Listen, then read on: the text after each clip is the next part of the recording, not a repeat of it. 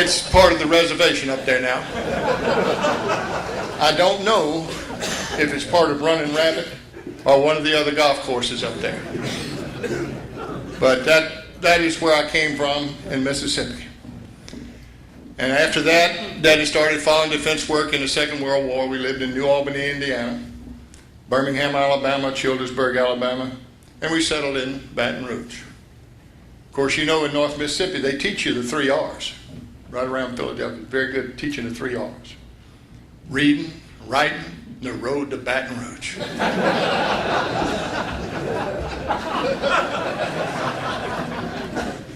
We lived in New Albany, Indiana. My daddy was putting in a conveyor belt in a coal mine. And he was working 12, 14 hours a day because they needed the coal to melt the steel to make bullets to kill people. And he was working, he'd come home full of soot, iron, sweat, rust. But my brother was old enough to go to school, and we were living in a duplex there. Porch, 2 steps, and you're on a sidewalk. My first remembrance of New Albany, Indiana, was every day Mother would put me on the porch, wait for your brother to come home from school. Well, they had some kid that came always right in front of my brother, 6 or 8 steps in front of him. And he thought it was his divine birthright to knock the hell out of me on the way home from school. So if you can catch this picture, Mama's put me on the porch. I'm screaming. I want inside. Let me in. I'm scratching on the door. Go on out there and wait for your brother. I don't care about brother. So I'm fighting to get inside. Here he comes. I can see him coming. My brother's right behind him. He comes on. What? I'm crying. Did you hit your brother? No, I didn't hit him. That other boy hit him. Okay. So that was New Albany, Indiana. Well, it was a welcome. Just a welcome for us to move to Birmingham, Childersburg, Alabama. Got in there and couldn't find a place to live. So we rented the back of a store that had closed. And I woke up one morning, I looked out, there wasn't anything but black people on that street.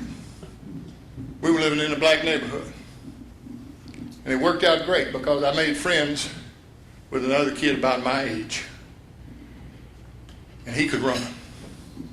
I couldn't catch him. But we raced every day for something. And I'll never forget, they had a Holy Roly church right down the street. And every Thursday, I don't know why it's on Thursday, every Thursday, they'd handle the snakes. And me and him would go down there and look through the window, at the bottom of the window. You know, they always pull those shades down. And we'd peep in there and see them handling those snakes. And they'd put them up, and they'd hold them up, and they'd run down their arms. We'd stay there just as long as we could. And like I said, he always outran me until we were coming home from watching the snakes.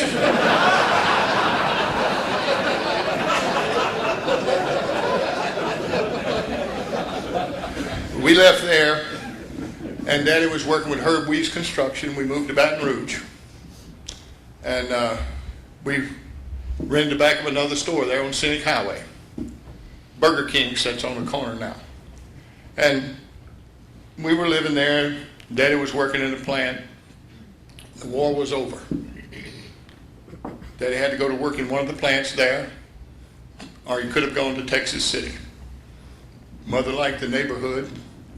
It was a great neighborhood.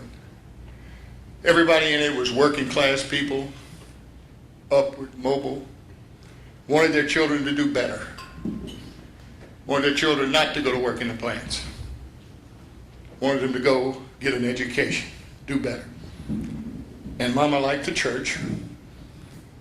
So it was half French, half redneck, and a sprinkling of Italians. Great neighborhood. We went to Struma High School. And at Struma High School, in 1949, my brother made the team. They lost every game except the Catholic school that they beat. The next 2 years, they won the state championship. And I was always right there to watch my brother play, watch everybody else play. And back before integration, it was all right for a little redneck boy to sell ice cream and cold drinks at the Southern games. and I used to sell at the Southern games. And I got to see one of the best backs I had ever seen play. His name was Odie Posey. You might remember. He was fantastic. I always wanted to run the ball the way Odie ran the ball, but I never did. I couldn't make the cuts. If I'd tried to cut like that, I'd have broke both knees. But I did get to see him play, and I did get to watch Southern play. And I got to race against some black people, not at school, but at night. And we had some great races, some great times. After I got to Estruma High School, and by the way, I fought on the last Estruma boxing team. We used to have boxing in the state of Louisiana. And I was in the 4th grade. I was on that boxing team. And at Estruma, they never took up a kid's uniform if he came and practiced. They would always leave it there for him. But he had to come every day and work every day. And I did. I jumped that rope. I boxed that bag. I hit the speed bag. I ran the laps. Man, I was part of the team. And it was a great feeling because on Friday nights, when they had the boxing matches, I could walk up there and sign my name. Billy Cannon, part of the team. It was a great, great feeling. I got to go in and watch all the matches. And finally, I was ready. I was ready for my bout. I was going to get one that year. They matched me with a 5th grader. His name was Cassie Stevens. He hit me everywhere you can hit a man and not get a foul. And of course, he won the decision, and I was glad it was over. Cassie graduated from Estruma High School and went in the Air Force and flew jets all over the world, 2 wars. Came home, brought his little boy and his little girl with me. His wife brought him. Told me who they were. I said, oh, that's great. I started treating them. I'd had them in my office about 6 months. And the little girl's in there, and I said, you know, I always wanted to whip your daddy. You wanted to whip Daddy? Why? Daddy's a good guy. Yeah, but he whipped me in the 4th grade. And I've wanted to hit him ever since then.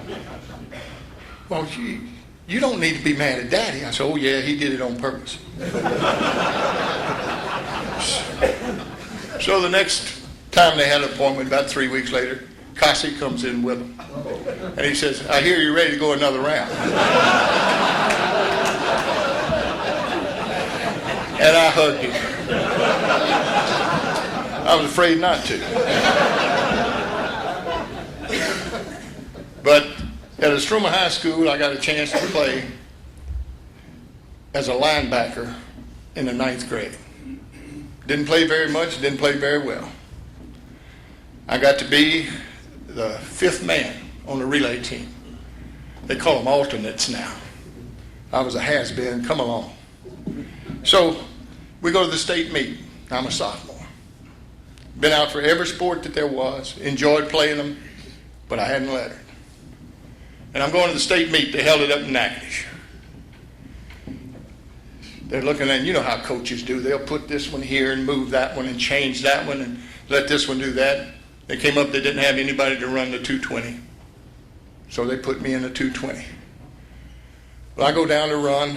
I'm carrying my blocks. I got my uniform on, but I don't have a towel around my neck. Everybody else had towels. I didn't have a hammer to drive my blocks into cinders. Everybody else had a hammer. Well, I borrowed a hammer, and I ran as hard as I could. And I qualified for the finals. I went back over there and said, boy, what did you do? I said, man, I'm going to win it. Good.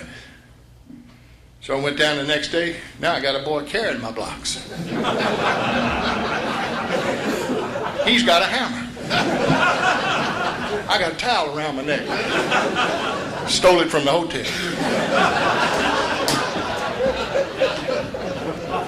And I walked up there very nonchalant and cocky like Billy Cannon would be and says, how far does this thing go? Mickey Lanassa turned around to me. Mickey won everything that year and was drafted in baseball and went in the pros, played all-state tailback. He turned around and looked at me and said, just follow me, kid. And I did. 220 yards. I had the best view of him all. But I did let her. And again, I let her. And I was going to get the sweater with one ring around the shoulder. I was so proud of that. The next year, I went out to play varsity football. And there was a junior varsity coach over there, which I had played for, not very well, not very long, saying, "Billy, over here." I looked over at him. I said, "Coach Bankston, I may be back, but I'm going over there." And as luck would have it, I made the team. I was just beginning to show some speed, and I made the team, and I made the starting team every time we kicked off. Every time we punted, I was in the game. What do they call that? Suicide squads? That's where I was. But I made the trip to Lake Charles. We opened in Lake Charles. And I made the opening kickoff tackle. Tackled Boo Mason. Later went to Tulane, excellent football player. Next time we kicked off, I tackled him again. Man, I'm doing good. So we get down there, and the next time we kicked off, some guy about the size of Marvin over there hit me from the side. I cleared the boundaries, the hash marks, and everything else. I didn't know a man could hit another man like that. I hadn't been hit like that since Cassie Stevens in the 4th grade.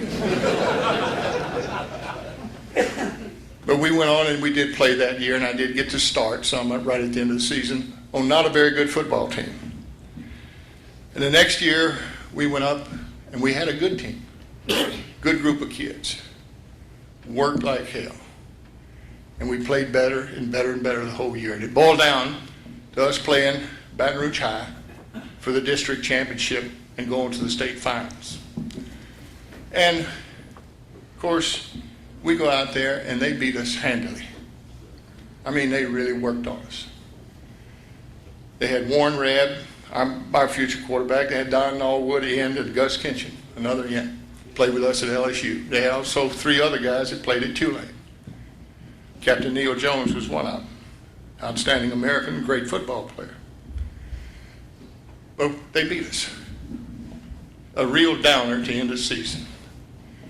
And so we went over, took our Christmas break, and came back. This big truck pulled up there in front of the school. Well, back then, they didn't have the hydraulic lift gates. So we got up in there and we broke the crates open. And what was in the crates was nothing but iron. It was weights for a team. This was the first time in the history of any sport that there was going to be weightlifting for our team sport. And we joined together, 2s and 3s. We carried them out to the gym.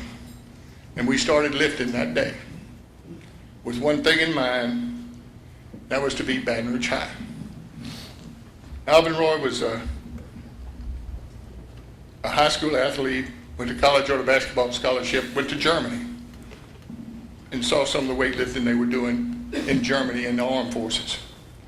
He brought it back and he tried to get it in, but he couldn't get it in because my brother and them had won 2 state championships and didn't lift anything.